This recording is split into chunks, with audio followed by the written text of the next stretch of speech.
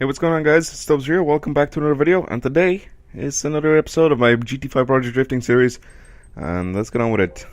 All too not really bothered sitting around doing nothing. I've actually been sitting around doing nothing for the whole night. I've been up all fucking night doing absolutely nothing, so I may ramble on about stuff that is unnecessary. Anyway, let's get back to the video itself. So today's car is going to be a Mazda MX5 or a Mazda Miata, whatever you want to call it, Mazda Roadster. RS, apparently, whatever. But I want to buy one of these. I never thought of these as a drifting car. I don't even have one for drifting. I've never used one to drift in this game. I have one for grip racing. It's very good because it's a small, front engine rear wheel drive car. It's nice, compact, and all that stuff. So it's a good little car to drive around in. Plus, there was an event a while back with Mazda MX5s or Miatas or whatever. That paid out a lot of credits, so that's pretty much why I bought this car to modify it back then.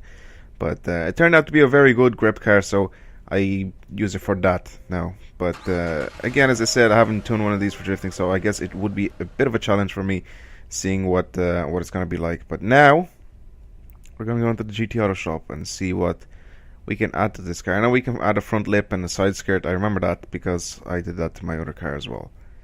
So, if the game will load faster, please. There you go. We can get on with it.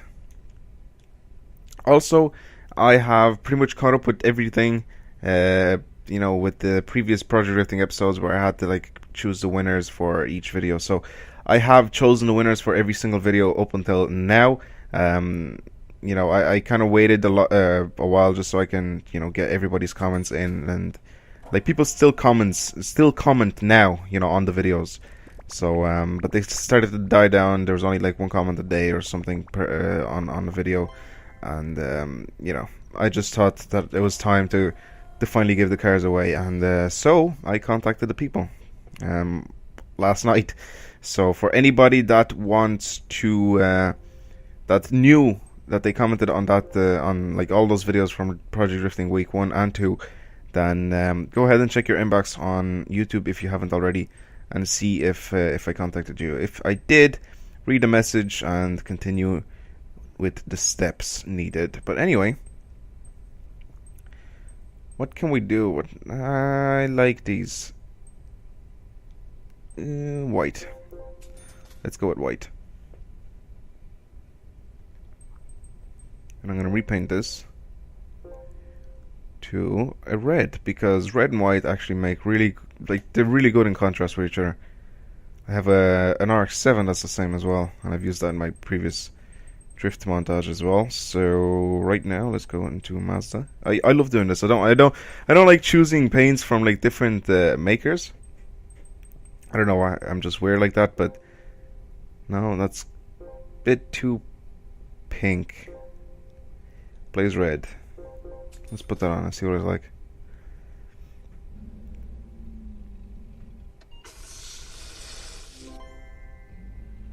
Looks good. I like it. I like it. Get it to go a little bit lower, and there goes the fan off my PS3. Get it to go a little bit lower, and I think it's good to go. Nah, just a tiny little lip. I don't want it to stick out so much. A wing. No. Right, no wing at the back.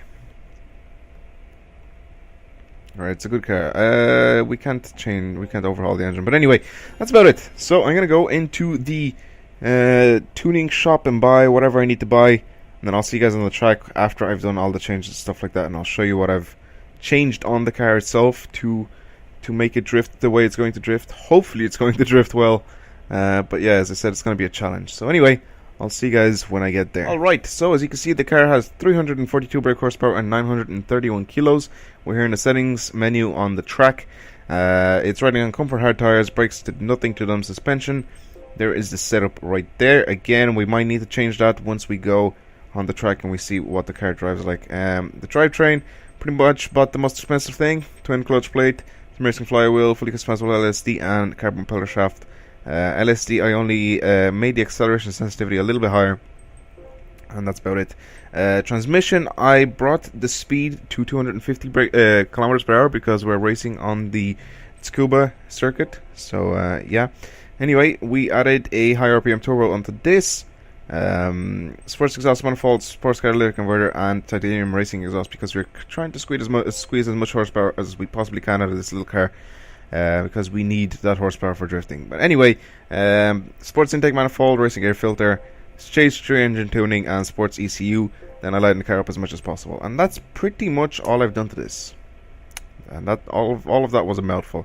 But anyway, let's take it out on the track and see what it drives like. This is my first time ever trying to drift in one of these things, so don't laugh at me. I'm joking. You can laugh your way. It's not like I can do anything.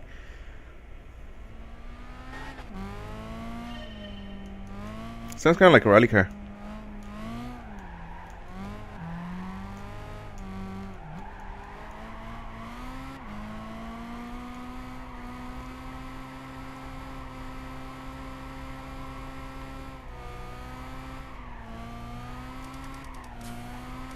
Remember in the previous episode when I said that I should amp up the points to 25,000 points instead of 20,000 points? It has no power in 4th gear. I'm sorry, but it loses power in 4th gear. So let's go back and fiddle with the transmission.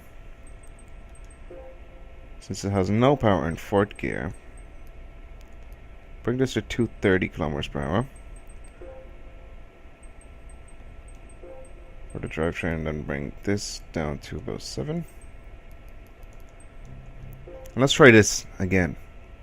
Let's see if that made any bit of a difference. It should have. Let's see if that actually made any bit of noticeable difference to the car. Now, ooh, yes, 4th gear. Whoa, 4th gear actually accelerates. Yeah, 4th gear accelerates in the drift. That's good. That's really good, right?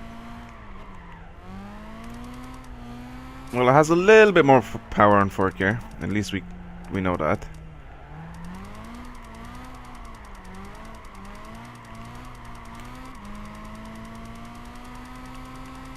Ooh, it drives pretty good. It doesn't have the power that I need. Like, I don't know how to say this. It's a good car. Like, I like the car. For drifting, it's fun. And it's easy to get the hang of once you go around the track and once you try it a little bit. So it's easy to get the hang of, and it's easy to drive. It's not the same as the other cars because this doesn't have as much horsepower. And you know, people might say it's not all about the horsepower. It kind of is, because the horsepower, the power itself is just gonna have to spin the wheels, and the power needed to spin the wheels is just about enough for this car.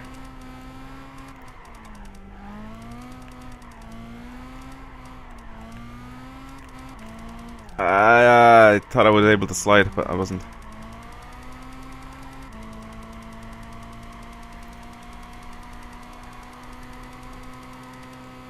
There we go, 22,000 points. I've done one lap before this.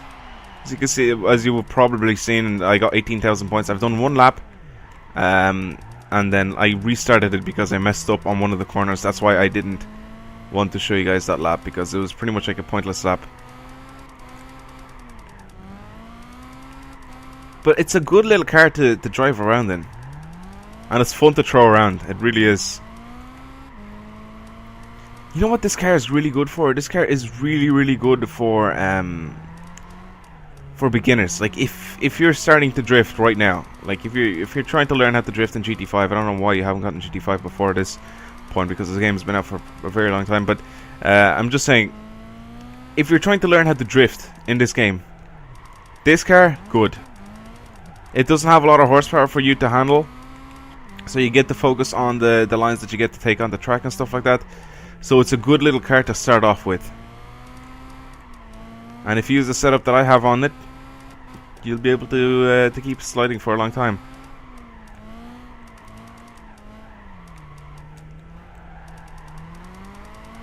So yeah, it's a good little car.